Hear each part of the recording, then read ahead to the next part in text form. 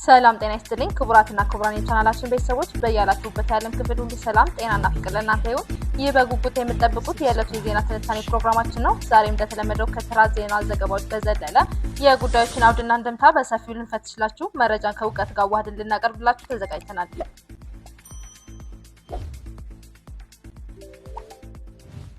በዛሬው ዝርዝር የዜና ቆይታችን ከአዲስ አበባ እስከ ዋሽንግተን፣ ከጎንደር እስከ ጋዛ እንዲሁም ከኤርትራ እስከ ሱዳን የተሰሙ ትኩስ ጉዳዮችን በጥልቀት እንመለከታለን። አብራችሁን ቆዩ።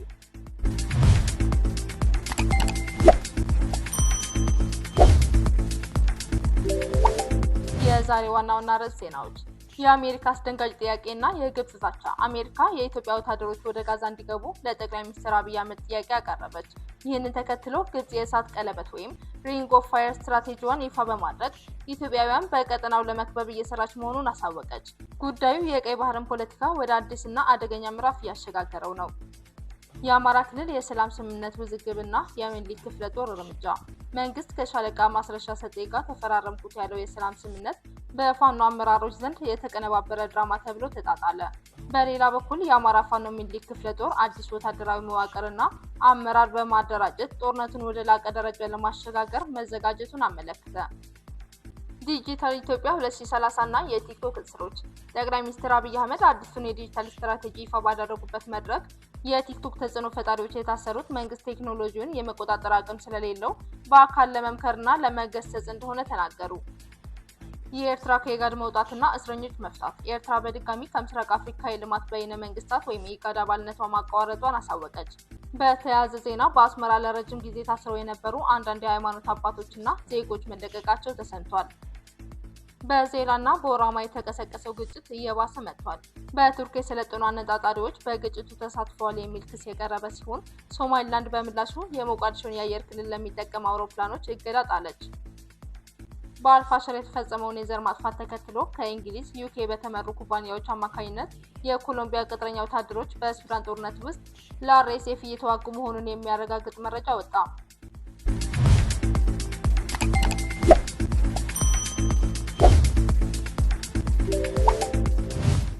ዋና ዜናችን የሚያተኩረው ኢትዮጵያን ወደ መካከለኛ ምስራቅ አደገኛ ጦርነት ሊያገባ የሚችል የአሜሪካ ጥያቄ ላይ ነው።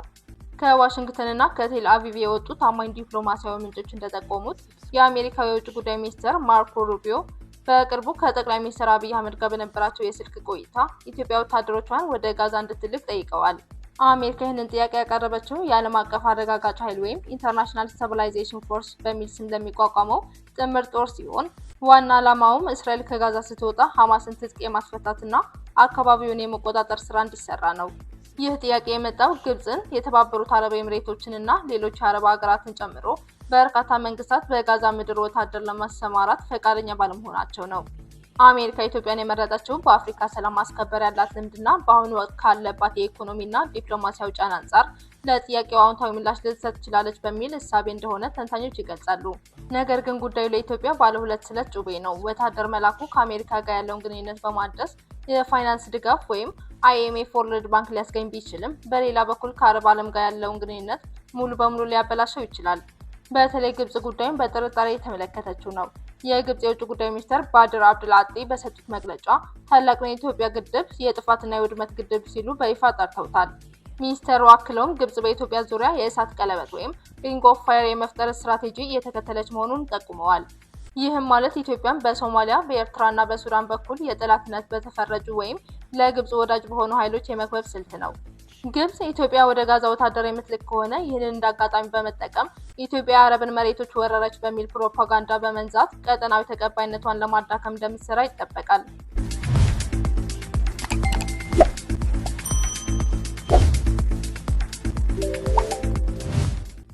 ጠቅላይ ሚኒስትር አብይ አህመድ ዲጂታል ኢትዮጵያ 2030 የተሰኘውን አዲሱን የሀገሪቱን የቴክኖሎጂ ፍኖተ ካርታ በይፋ አብስረዋል። ይህ ስትራቴጂ ኢትዮጵያን በ2030 በዲጂታል ቴክኖሎጂ የላቀች ሀገር ለማድረግ ያለመ ሲሆን በዋናነት በዲጂታል መታወቂያ ወይም ፋይዳ አይዲ፣ በሳይበር ደህንነትና በኤሌክትሮኒክ ንግድ ወይም ኢኮመርስ ላይ ያተኩራል። ይሁን እንጂ የዚህ ስትራቴጂ ይፋ መሆን ከቅርብ ጊዜ የቲክቶክ ይዘት ፈጣሪዎች እስር ጋር ተያይዞ ብዙዎችን ግራ አጋብቷል። ጠቅላይ ሚኒስትሩ በንግግራቸው ላይ ለእስሩ የሰጡት ምክንያት የመንግስትን የቴክኖሎጂ አቅም ውስንነት የሚያጋልጥ ነበር።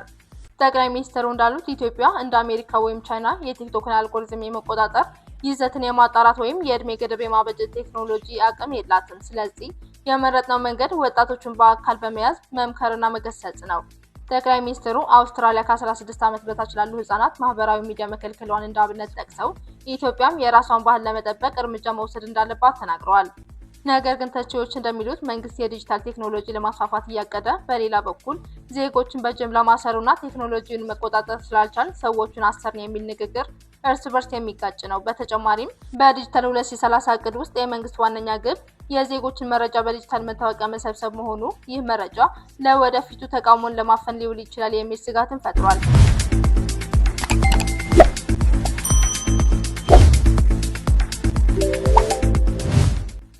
የፋኖ አደረጃጀትና የሰላም ስምምነት ውዝግብ በአማራ ክልል እየተካሄደ ያለው ጦርነት ዛሬም እንደቀጠለ ነው። ሰሞኑን የመንግስት ሚዲያዎች ከአማራ ክልል መንግስትና ከሻለቃ ማስረሻ ሰጤ ጋር ታሪካዊ የሰላም ስምምነት ተፈራረመ ሲሉ በስፋት ዘግበው ነበር። ማስረሻ ሰጤ የአማራ ፋኖ ህዝባዊ ድርጅት ተወካይ ነው በሚል በአፍሪካ ህብረትና በኢጋድ ታዛቢነት ስምምነቱን ፈርመዋል። ሆኖም የሎም ሚዲያ ያገኘው መረጃ እንደሚያመላክተው ይህ ስምምነት በመሬት ላይ ያለውን እውነታ የሚቀይር አይደለም። እስክንድር ነጋ የሚመራው ዋናው የአማራ ፋኖ ህዝባዊ ድርጅት ሻለቃ ማስረሻ ሰጤ ስምምነቱን ከመፈረሙ ከቀናት በፊት ህዳር 29 ከድርጅቱ ታግዶና ተባሮ የነበረ ግለሰብ መሆኑን አሳውቋል። ድርጅቱ ባወጣው መግለጫ ማስረሻ ሰጤ እኛን አይወክልም፣ ስምምነቱም የብልጽግና ፓርቲና የደጋፊዎቹ የድራማ ቅንብር ነው ሲል ውድቅ አድርጎታል። ይህን የመንግስት አካሄድ ለመመከት በሚመስል መልኩ የአማራ ፋኖ በጎንደርና በሸዋ ከፍተኛ የሆነ የመዋቅር ማሻሻያ አድርጓል። በተለይም የሚኒሊክ ክፍለ ጦር በታህሳስ አጋማሽ ባደረገው ስብሰባ አዳዲስ የኦዲት፣ የህግ፣ የወታደራዊ ፍርድ ቤትና የዘመቻ መምሪያዎችን አቋቁሟል። ክፍለ ጦሩ ኦፕሬሽን አደማል የተሰኘው ዘመቻ በስኬት መጠናቀቁን ገልጾ በቀጣይ ጦርነቱ ይበልጥ በተደራጀ መልኩ ለመምራት መዘጋጀቱን አብስሯል። በአንጻሩ መንግስት በምዕራብ ኦሮሚያ ከ200 በላይ ታጣቂዎች እጅ ሰጥተዋል በሚል መግለጫ እንዳወጣ ሁሉ በአማራ ክልልም ፋኖች እጅ እየሰጡ ነው የሚል ዘመቻ ጀምሯል። ነገር ግን በመሬት ላይ ያለው ጦርነት በተለይም በጎጃምና በወሎ አካባቢዎች አሁንም በከባድ መሳሪያና በድሮን የታገዘ ሆኖ ቀጥሏል።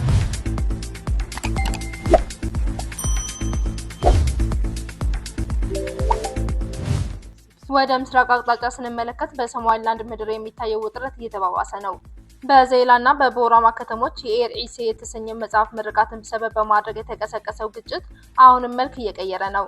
የሶማሊላንድ መንግስት ባወጣው መግለጫ በቦራማ ለተከሰተው ግጭትና ለዜጎች ሞት ተጠያቂዎቹ በቱርክ የሰለጠኑ አነጣጣሪዎች ወይም ስናይፐርስ እና ከጅቡቲ እንዲሁም ከሞቃዲሾ ሶማሊያ የተላኩ የውጭ ኃይሎች ናቸው ሲል ከሷል። የሶማሊላንድ ባለስልጣናት ይህን ድርጊት ሉዓላዊነታችን ለመድፈር የተደረገ ሙከራ ብለውታል። በምላሹም ሶማሊላንድ ጠንከር ያለ እርምጃ ወስዳለች። በሞቃዲሾ የአየር ክልል ወይም ኤፍአይአር በኩል የሚያልፉ ማንኛውም የዓለም አቀፍ በረራዎች በሶማሊላንድ አየር ክልል ውስጥ እንዳይገቡ ወይም እንዳያርፉ እገዳ ጥላለች። ይህ እርምጃ የኢትዮጵያ አየር መንገድንም ጨምሮ ቀጠናዊ በረራዎችን ሊያስተጓጉል ይችላል። ኢትዮጵያ በበኩሏ የዜላን ወደብ ለመጠቀም ያላትን ፍላጎት እንዳለ ሆኖ በድንበሩ አቅራቢያ ወይም በአውደል ግዛት የሚፈጠረውን አለመረጋጋት ለደህንነቱ አደገኛ መሆኑን በመግለጽ ጉዳዩን በቅርበት እየተከታተለች ትገኛለች። አንዳንድ ተንታኞች እንደሚሉት በዜላ አካባቢ የሚፈጠረው ግጭት ኢትዮጵያ ወደብ እንዳታገኝ ለማድረግ በጅቡቲና በሶማሊያ የተቀነባበረ ስልት ሊሆን ይችላል።